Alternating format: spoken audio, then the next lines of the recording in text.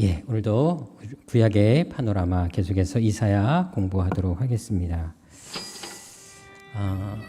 제가 쭉 한번 시간들을 확인해 봤는데 아무래도 다음 주는 우리가 국내 성지순례가 있습니다. 그래서 이사야를 다음 주에는 또 할 수가 없고 그리고 그 다음 주에 한 주를 하고 나서 그리고 나서는 제가 또 해외를 좀 나갔다 와야 하기 때문에 이달까지 이사야를 다 끝내는 걸로 하겠습니다.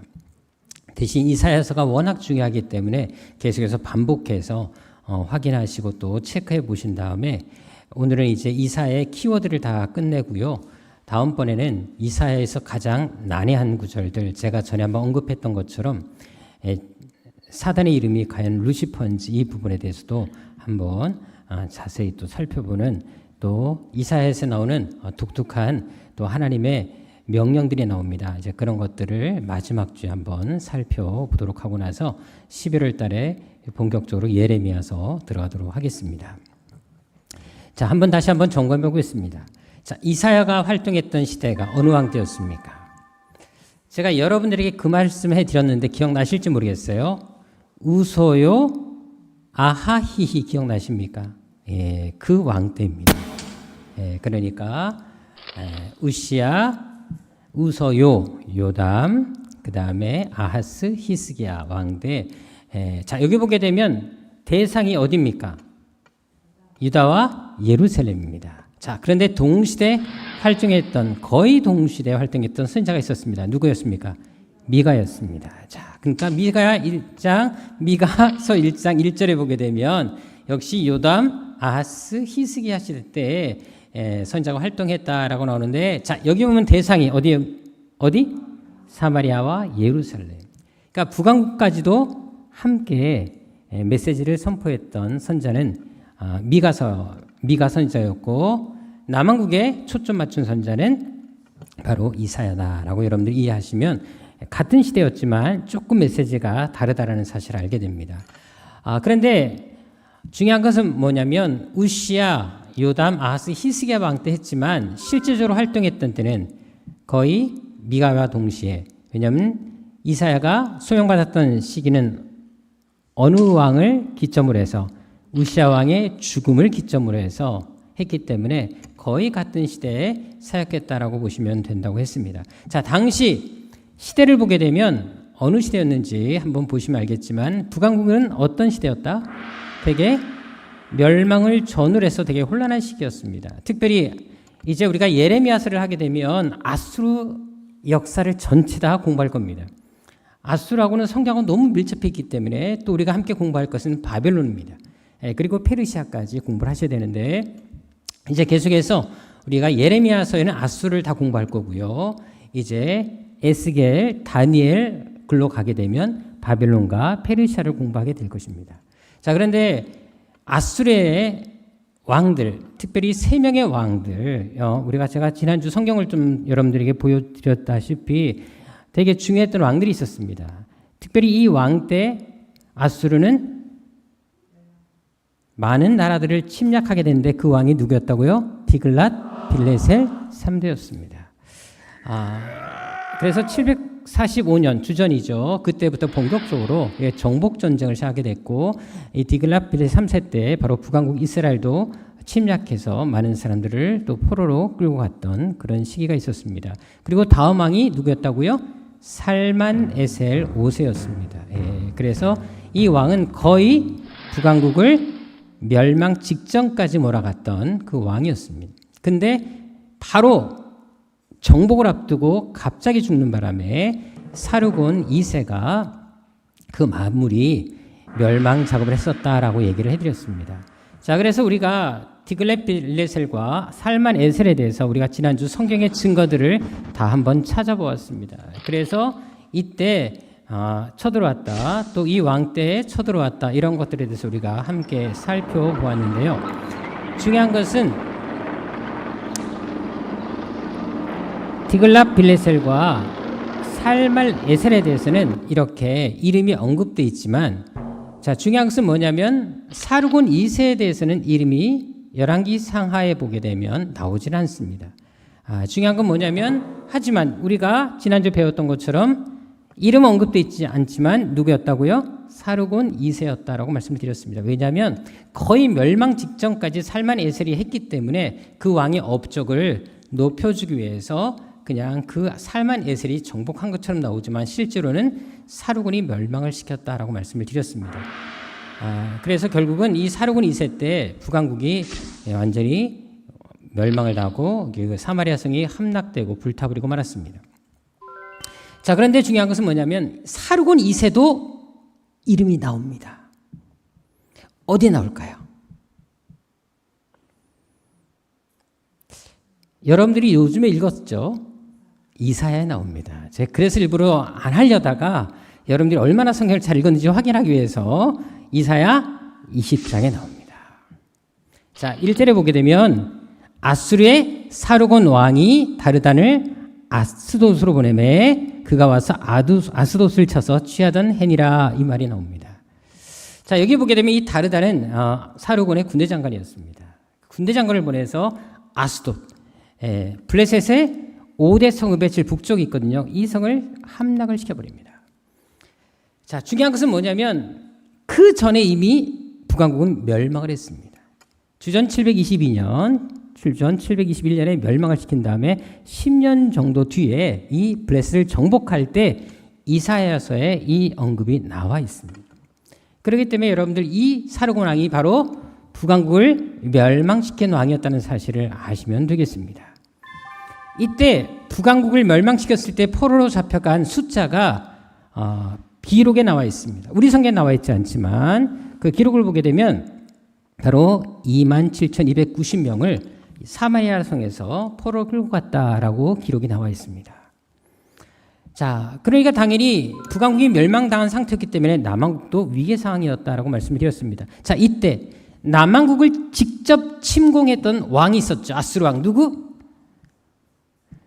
다 잊어버리시면 안 되는데 벌써부터. 자, 히스기야 왕 때 2번을 침공했습니다. 누구였습니까? 사네립이었습니다. 바로 이 사르곤을 이어서 또 왕이 됐던 이 사네립이 쳐들어와서 히스기야 왕 때 2번 701년하고 699년에 침략을 하게 됩니다. 근데 이때는 하나님의 특별한 은혜로 결국은 구원을 받지 않습니까? 자, 그래서 이때 구원을 받으면서 구원 받으러 온 거 끝내지 않고 여기는 메시지를 선포하게 됩니다. 그 메시지가 무엇이었습니까? 지금은 아수르로 인해 구원을 받았지만 앞으로 이 남왕국 유다는 바벨론에 결국 멸망을 당할 것이다. 하지만 멸망으로 끝나는 것이 아니라 반드시 하나님께서 회복을 시켜주실 것이다. 포로 귀환을 할 것이다. 그러면서 종말의 심판까지 또 구원까지 이야기한 내용이 바로 이사야 전체 핵심 내용이었다라고 말씀을 드렸습니다. 자, 이제 본문의 구조 다시 한번 보도록 하겠습니다. 이사야는 모두 몇 장까지? 66장까지. 근데 몇 개로 나눠줄 수 있다? 3개로 나눌 수 있습니다. 1장부터 35장까지 전반부, 그 다음에 40장부터 66장까지 후반부, 그리고 가운데 삽입구가 있었습니다. 자, 이 삽입구는 누구에 대한 이야기라고요? 히스기야 왕에 대한 이야기가 바로 아수르와의 전쟁에서 있었던 그 이야기를 다 담고 있습니다.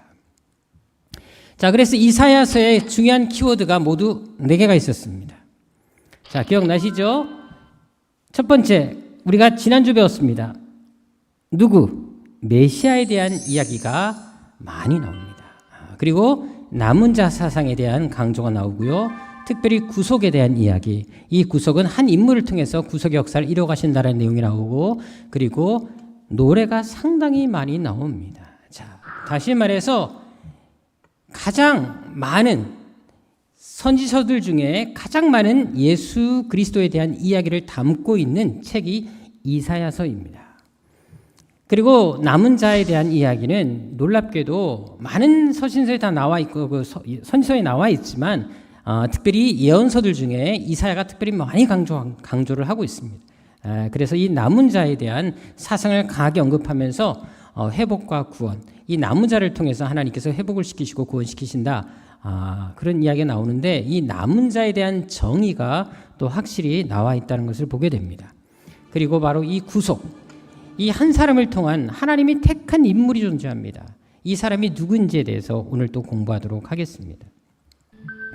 그리고 사막의 노래부터 시작해서 시편 이상하는 많은 노래들을 담고 있는 것이 바로 이사야서다라고 말씀을 드렸습니다. 특별히 우리가 예수 그리스도에 대한 예언에 대해서 아는 것처럼 예수님의 전 생애가 다 이사야서에 나와 있었다라는 사실들을 우리가 지난주 공부했습니다. 여러분들 선지서들 중에 예수님의 생애를 다 언급하는 것은 이사야서밖에 없습니다. 그렇기 때문에 이사야서가 되게 중요하다고 말씀을 드렸고, 특별히 신약에서도 가장 많이 이사야서를 인용할 수밖에 없었던, 왜? 예수님의 삶을 다 보여주었기 때문에 신약 성경에서는 당연히 이사야서를 가장 많이 인용하게 되었다라고 말씀을 드렸습니다. 특별히 이사야서에서 정말 주목할 내용이 있습니다. 자, 여호와의 종, 그렇죠. 여러분들 이사야서 하면 제일 먼저 떠오르는 단어가 여호와의 종이어야 됩니다. 내년 성경시대 때 반드시 문제 냅니다. 자, 이사야서의 핵심 가장 중요한 주제에서 한 사람, 특별히 여호와의 종에 대한 이야기가 모두 몇 번에 걸쳐서 4번에 걸쳐서 나와 있습니다. 그래서 이사야 42장 1절부터 9절까지, 그리고 49장 1절부터 7절까지, 그리고 50장 4절부터 9절까지, 그리고 52장 13절부터 53장 12절까지 나와 있습니다. 여호와의 종에 대한 이야기가 되게 중요합니다. 우리 아동부도 잘 기억하다가 내년에 아동부도 참여시킬 거니까 우리 믿음이, 소망이, 사랑이 다 맞추면 참 좋겠다 마음이 있습니다.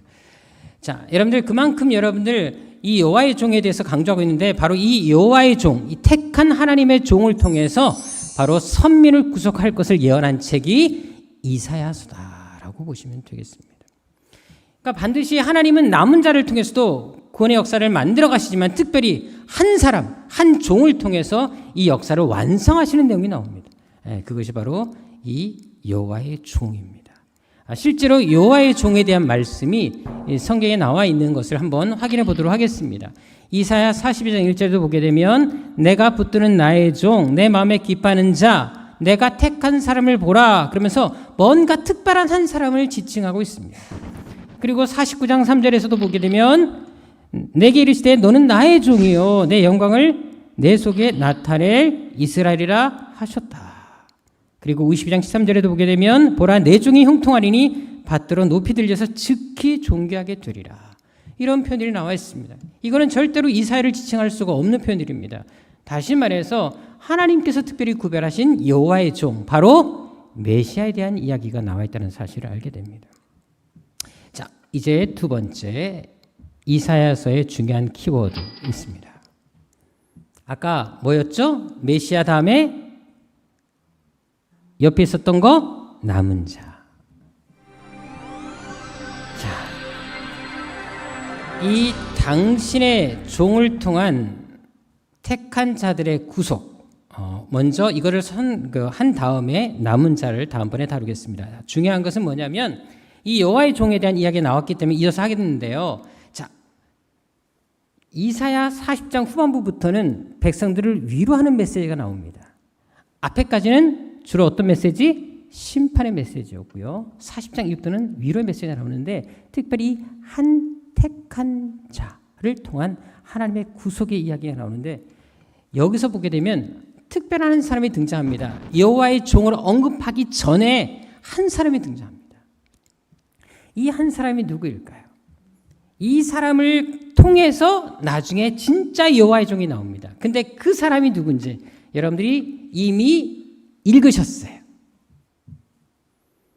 이사야 44장이 나옵니다. 오늘 읽으셨어요. 자, 누구를 통해? 자, 고레스라는 한 인물을 통해서 하나님께서 이스라엘 백성들을 구속하신다. 이런 내용이 나옵니다. 종살이에서 해방을 시키겠다는 것입니다. 그리고 다시 포로 귀환을 시키는 그 주체 인물이 바로 이 고레스다라고 이야기를 하고 있습니다. 자, 여러분들 여기 잘 보시면 알겠지만 이 고레스는 유대인이다, 이방인이다? 이방인입니다. 페르시아의 왕이었습니다. 페르시아, 메데바사, 페르시아의 왕 이 고레스가 바로 주전 539년 또는 538년에 칙령을 내립니다. 고레스 칙령이라는데 이건 여러분들 우리 성경에 다 나옵니다. 에스라 1장 1절에 나오고요. 역대하 마지막 장 마지막 절에 나옵니다. 이제 앞으로 그것도 이제 계속 공부해 나갈 건데요. 자, 중요한 것은 뭐냐면 하나님께서는 당신의 백성을 구원하시고 구속하실 때 누구를 통해서까지 역사하신다?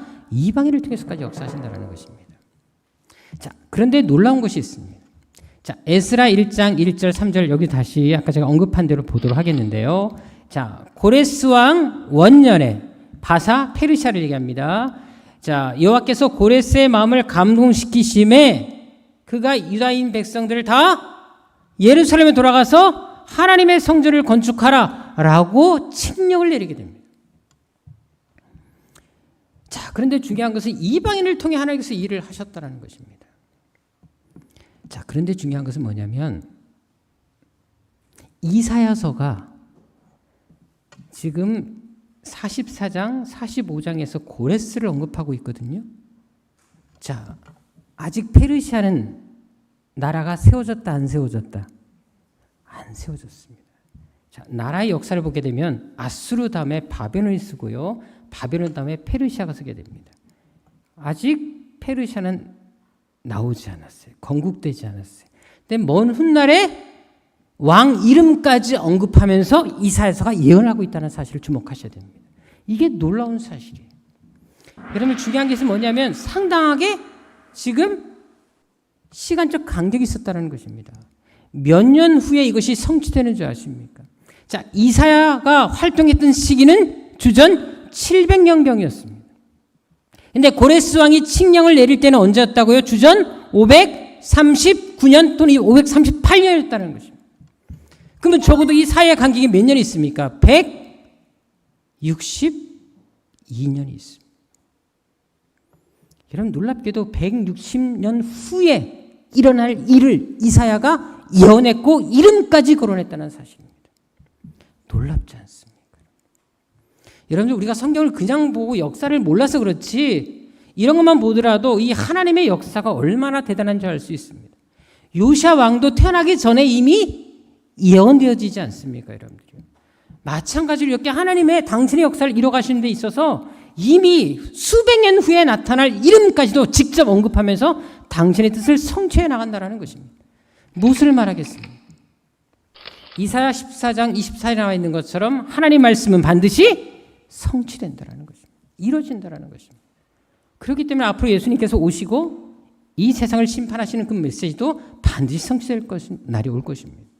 그래서 우리가 깨어있는 것이 중요하고 늘 말씀 앞에 겸손하게 또 두렵고 떨리는 마음으로 하나님을 섬기는 것이 이렇게 중요하다는 것입니다. 이 고레스 왕 이름만 보더라도 여기서 우리가 전율을 느낄 수 있어야지 우리가 성경을 제대로 보고 있는 것입니다. 결국 이 고레스를 통해 당신의 백성을 구속하기는 하시는데 구원하시고 포로 귀환을 시키시는데 중요한 것은 뭐냐면 고레스와 또 구별되는 또 한 사람이 있다는 것입니다. 그 특별한 사람이 바로 여호와의 종이라는 것입니다. 그 사람을 통해서 당신의 백성을 완전히 구속하신다. 이 메시지가 이사야에 흐르는 가장 중요한 핵심입니다. 그 특별한 종이 누구라고요? 여호와의 종 예수 그리스도입니다. 자, 이렇게 연결되어 있습니다. 고레스 예수 그리스도. 고레스를 통해서 유다 민족을 구원하신 하나님께서 특별한 종 메시아 예수 그리스도를 통해서 온 인류를 구속하신다. 이것이 큰 줄기로 흐르고 있다는 사실을 아시면 되겠습니다. 자, 이사야서의 중요한 키워드 세 번째. 이제 아까 언급했던 것처럼 남은 자에 대해서 공부하도록 하겠습니다. 항상 예언서에서 보게 되면 이 남은 자 사상이 꼭 언급이 됩니다. 항상 희망의 메시지를 선포하고 있어요. 결국은 멸망 중에서도 하나님은 다른 사람을 통하지 않고 오직 이 남은 자를 통하여 당신의 구원 역사를 이뤄가신다. 이것이 바로 예언서에 흐르는 가장 공통적인 주제이기도 합니다. 그러니까 항상 하나님은 남은 자를 두신다는 거예요. 세상이 타락하고 멸망하는 중에서도 하나님은 반드시 한 사람의 남은 자, 적어도 여러 사람 아니면 수십 명, 수백 명의 사람들을 남겨두신다. 엘리야 시대 때 모든 사람이 다 우상 숭배할 때도 바알에게 무릎 꿇지 않은 7,000명을 남기신 하나님께서 마찬가지로 항상 세상이 타락해도 남은 자가 있다는 것입니다. 이 민족이 타락하고 정말로 도저히 용서받지 못할 지경에 이를지라도 반드시 이 민족에게는 이 안에는 남은 자가 있다는 것입니다. 그 얘기를 하고 있는 것이 바로 예언서의 큰 줄기입니다. 자, 그런데 이 남은 자가 누구냐라는 것입니다. 자, 남은 자는 이사야서에 두 가지가 나옵니다. 죄로부터 자신을 거룩하게 지킨 사람들, 끝까지 죄에 오염되지 않고 죄와 타협하지 않고 끝까지 믿음의 길을 걸어갔던 의인들을 남은 자라고 표현합니다. 우리가 보통 생각할 때 이것이 가장 우리에게 익숙해 있는 남은 자 사상입니다. 자, 그런데 이사야 11장 11절에 또 다른 남은 자가 나옵니다. 어떤 남은 자인 줄 아십니까?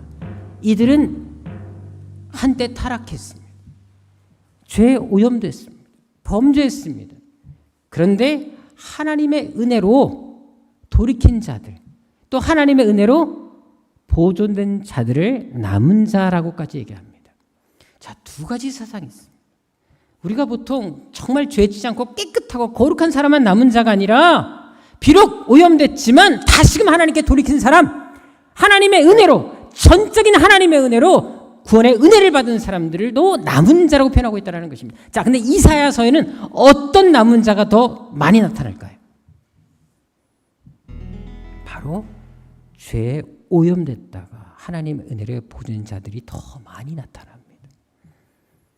따라서 여러분들, 우리가 이 땅을 살아가면서 우리는 또 죄를 지을 수 있어요. 넘어질 수 있어요. 하지만 넘어지더라도 돌이키는 것이 더 중요하다는 사실들을 이 남은 자 사상을 통해서 우리에게 메시지를 주고 있는 것입니다. 정말 의인만 있는 것이 아니라 내가 비록 죄인이 되었다 할지라도 하나님 안에서 다시금 의인 될 수 있는 가능성을 하나님이 항상 열어두셨다는 사실을 이 이사야서를 통해 우리는 또 알 수가 있습니다. 그리고 이사야서의 이제 네 번째 키워드, 바로 아름다운 노래 모음집입니다. 자, 이제 여러분들이 성경을 얼마나 많이 읽으셨는지 이사야 지금 한참 읽고 있으니까 한번 직접 테스트를 해보겠는데요. 자, 이제 이사야서에서 특별히 여러분들이 읽으면서 이거 찬양인데 라고 하는 것들을 몇 가지 발견하지 않으셨습니까? 전혀 신경 안 쓰고 읽으셨어요. 인생 그렇게 사시면 안 되는데. 저는 읽으면서 막 되게 놀랄 때가 많았어요. 야, 이렇게 찬양이 많다고? 사실 오늘 오면서 이 시간이 아까워서 저는 예레미야서를 귀에 꽂고 들으면서 그래서 보고 이렇게 걸어왔거든요. 근데 예레미야 애가를 보다가 갑자기 한 메시지 제 귀에 꽂혔습니다. 사실 제가 몇 번을 읽었거든요. 수없이 읽었습니다. 그래서 그 말씀이 너무 꽂히길래 다시 예레미야 애가 4장이었습니다. 4장으로 다시 가서 다시 피고 읽으면서 보면서 왔습니다. 여러분, 중요한 게 뭐냐면 우리가 하나님 말씀을 보고 또 보지만 어떨 때는 그 말씀이 확 와닿을 때가 있거든요. 여러분, 읽으시다 보면, 집중해서 읽다 보면 딴 생각하지 마시고 집중해서 읽다 보면은 이 메시지가 확실히 우리에게 꽂힐 때가 되게 많습니다. 자, 이제 한번 여러분을 테스트해 보겠습니다. 자, 이사야서 5장 1절에 보게 되면 여러분, 이 사랑이, 노래라는 단어가 얼마나 많이 나오는지 이사야 5장부터 시작해서 12장 2절, 26장 1절. 자, 여러분 보세요. 이사야서를 읽다가 와, 이 단어가 이렇게 많이 나왔어? 이런 것들을 발견하셨으면 진짜 성경 잘 읽으신 거예요. 근데 지금 보면서 정말 이렇게 많이 나왔다고? 이러면 회개하셔야 되는 거예요. 자, 보세요. 지금 우리가 지금 계속 예언서를 읽어왔어요. 이사야서까지 읽어왔단 말이에요. 여러분, 앞으로 예레미야도 읽으실 거고 에스겔도 읽으시겠지만 읽으실 때마다 정말 반복해서 나오는 단어들이 반드시 있습니다. 집중해서 읽으시면 그래요. 근데 보시면 벌써 어때요? 공통된 단어, 무슨 단어? 노래라는 단어가 계속 반복해서 나옵니다. 자, 여러분 보세요. 계속 나옵니다. 계속해서 나옵니다. 제가 보면서 야, 그래. 이사야서는 예수님의 생애를 다 보여주고 있는데 또 한 가지 하나님을 찬송하는 것이 얼마나 중요한지를 보여주고 있다는 것입니다. 여러분들 재미있는 게 뭔지 아세요? 언제 제가 한번 설교하긴 하겠지만 예수님이 탄생하실 때에도 하늘에서 뭐가 울려 퍼졌어요? 천군 천사가 찬양이 울려 퍼졌어요. 하늘엔 영광, 땅에는 평화. 또 하나님께서 이 우주를 창조하실 때도 찬양 속에서 창조했다는 사실 아십니까? 여러분 이제 그런 것들도 다 배우시게 될 겁니다. 중요한 것은 뭐냐면 하나님 찬양 진짜 좋아하신다는 것입니다. 이사야서 예수님의 생애를 다 담고 있는 그 책 안에 이렇게 노래라는 단어가 계속해서 반복해서 나옵니다. 여러분들 노래와 관련된 표현이 적어도 몇 회 이상 나오는 줄 아십니까? 제가 다 체크해봤어요.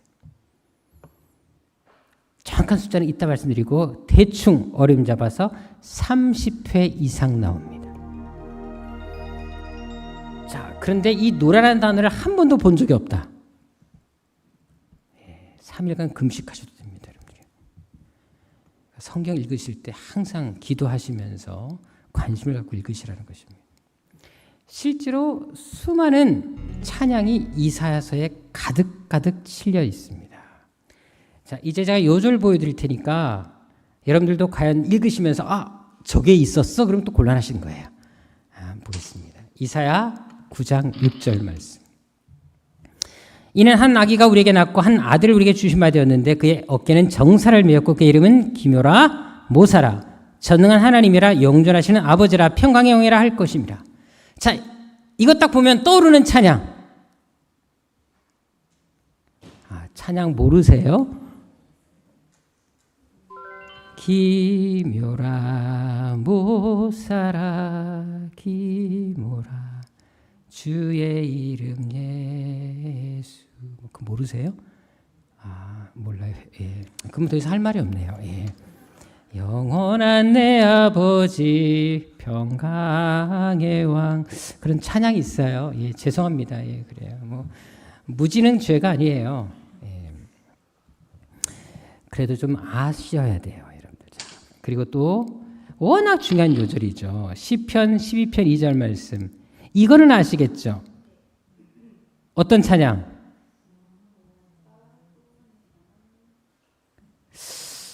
이상한 노래가 나온 것 같은데. 이 노래 모르세요? 보라 하나님은 나의 구원이시라. 또 몰라요? 예, 그럼 할 말이 없습니다. 예, 그래요. 아니 집에서 뭐 듣고 계세요? 좀 찬양 좀 들으세요, 여러분들이요. 황 집사님 다 아시는 노래이지 않으세요? 예, 다 아시죠? 예, 아시리라고 믿습니다. 예, 그래요. 예, 너무 새로운 노래만 듣지 말고 옛날 노래 좋은 게 많아요. 예, 그래요. 이거 모르면 나쁜 사람이죠. 예. 이거 모른다. 그러면 신앙생활 다시 주일학교도 다시 다니셔야 돼요. 자, 무슨 노래입니까? 그렇죠. 이거 모르시면 안 되죠. 사막에 샘이 넘쳐 흐르리라. 이 찬양 보세요. 여러분 중요한 게 뭐냐면 계속해서 보시게 되면 여러분 진짜 찬양의 보고가 이사야서에 되게 많습니다. 자, 또 43장 19절 20절. 자, 이거 성가대는 많이 아시는데 옛날 교회를 좀 다니시는 분들은 다 아시죠? 뭐죠? 보라 내가 새 일을 이루어 놓았다. 자, 이것도 모르세요? 예, 교회 어떻게 다니신 거예요? 예. 찬양을 너무 모르시면 곤란한데 이거는 기본적으로 교회를 좀 다니시는 분들은 다 아실 텐데요. 자, 또 보겠습니다. 이거 모르시면 진짜 나쁜 사람이죠. 황 집사님이 여러 번 하셨어요. 찬양을. 뭐죠? 왜 이렇게 잠잠하시죠? 그렇죠. 나의 안에 거하라 나는 내 하나님이니. 그 찬양이잖아요. 여러분들 우리가 성경 읽으면서 저는 이사야 읽으면서 그냥 찬양이 계속 나왔어요. 제가 정독을 했는데요. 정독하면서 제가 한 번 정독하다가 찬양 나오고 또 정독하다가 찬양 나오고 되게 반복되었습니다. 야, 정말 많구나. 뭐 많다는 건 저는 알고 있었지만 이번에 더 신경 써서 읽으니까 더 많다는 사실을 알게 됐습니다. 자, 이 찬양도 모르시면 정말 나쁜 사람이죠. 황 집사님이 정말 많이 하셨던 노래예요. 그렇죠. 물 가운데 지날 때에도 침몰치 않으며. 그러니까 여러분 보세요. 요즘 새롭게 작곡된 노래들 중에서도 이사야가 의외로 많이 나옵니다. 옛날 노래도 많지만. 자, 이것도 모르시면 곤란하죠. 찬송가도 있는 노래고 복음성가도 있습니다. 이사야 40장 31절 말씀. 자, 찬송가 뭐?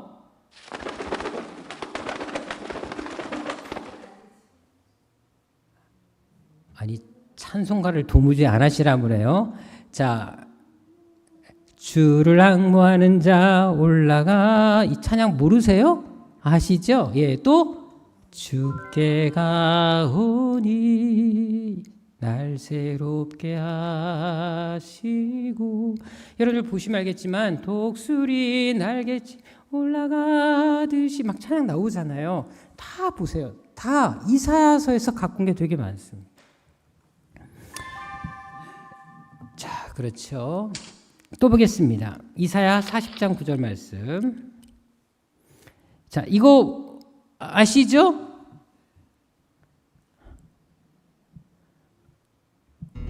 복음 들고 산을 넘는 자들의 발길. 그래요, 아시네요. 자, 여러분들 보세요. 되게 많습니다. 자, 또 볼까요? 이사야 60장 1절 말씀. 이 노래는